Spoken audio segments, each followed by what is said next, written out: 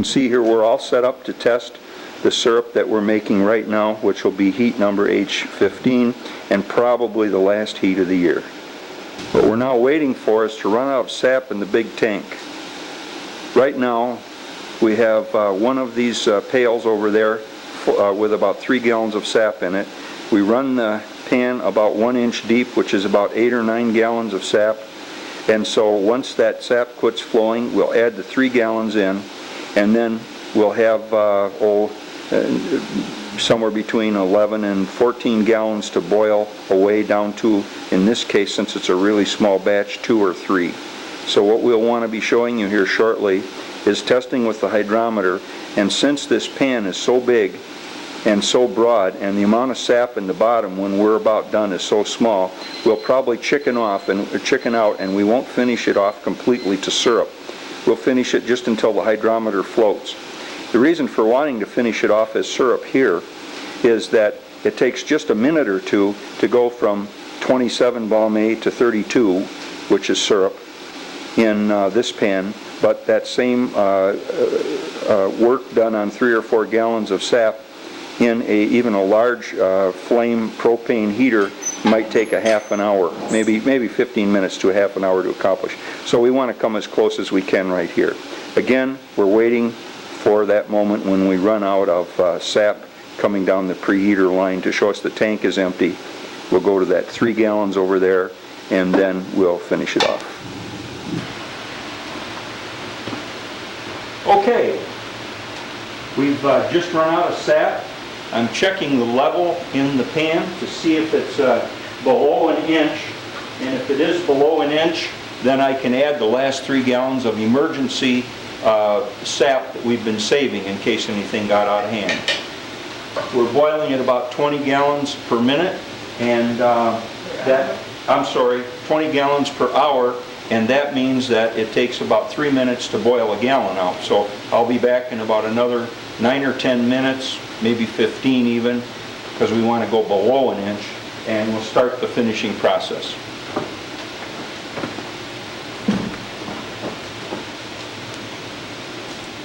Okay, we're getting close to the final few minutes here, and I'm going to skim off the foam that forms on top of the sap as we boil it.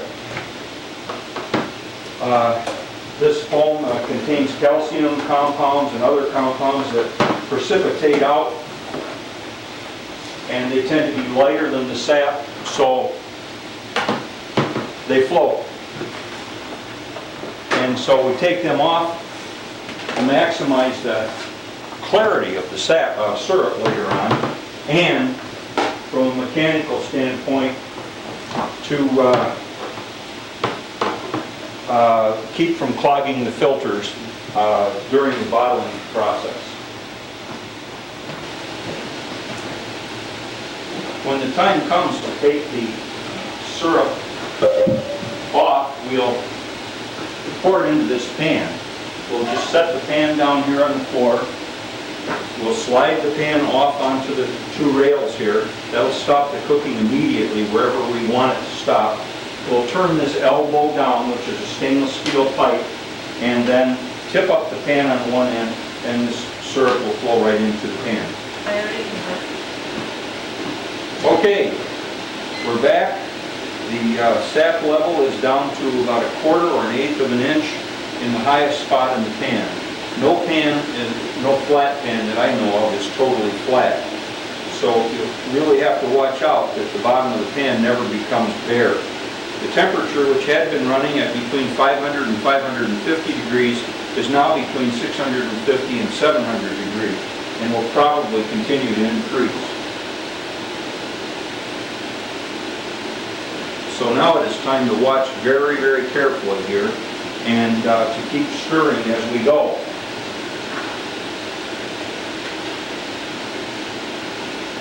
So now we're going to start gently stirring to make sure that this part of our particular pan, which is the highest, doesn't run dry.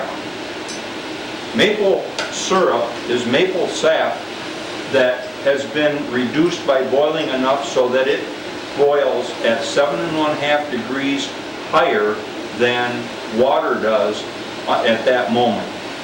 So some people can actually boil water, read the barometer and what have you, and use a thermometer to measure when the sap is technically correct syrup. But as I mentioned earlier, what most people use is this hydrometer. Works like a battery hydrometer or an antifreeze hydrometer that is calibrated in degrees Balmain.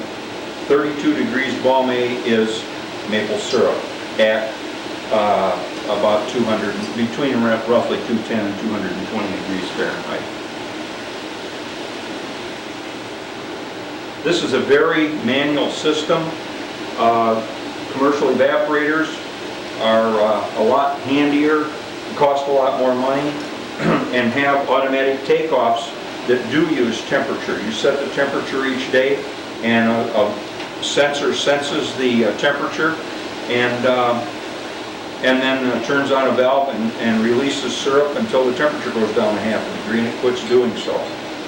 I'm just checking to see how far from floating this hydrometer is. And I don't know if you can hear that tink, tink, tink or not, but the hydrometer settles very rapidly back into the syrup. So that means that this is way too thin. Now normally we would finish batches of around 150 gallons.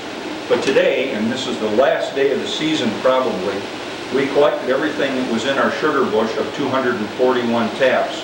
And all we got was about 60 gallons.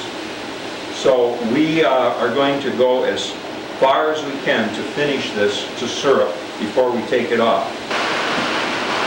I hear some rain, so I hope you can hear me. It's been a half an hour now since we poured in the last emergency sap. So we've essentially boiled down from probably 1 1/4 inches, which is 11, 12 gallons right now, the way the pan is bent and so on from the heat, down to probably 3 or 4 gallons. 30 degrees Balmain.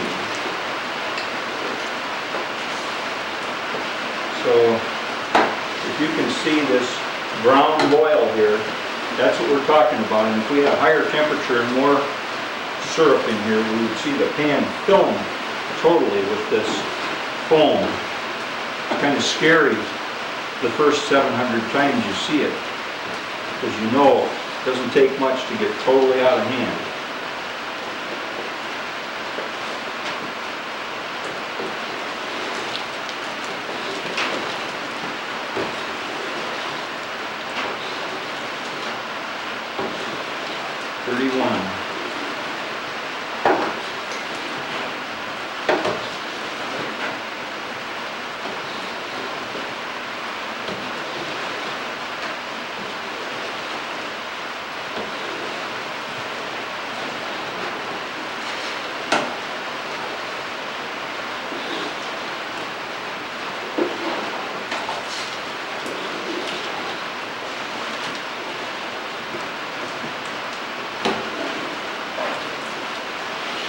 That's it.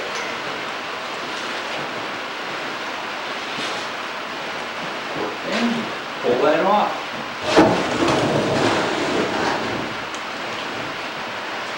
Stops the cooking process immediately.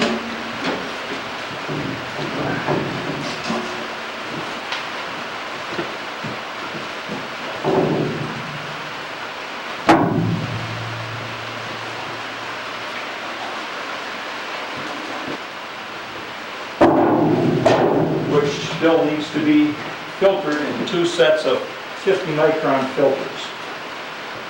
And so here, hopefully for the camera, is our finished syrup.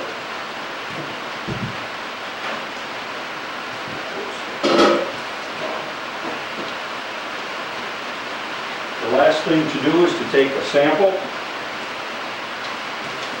for use in blending when we bottle.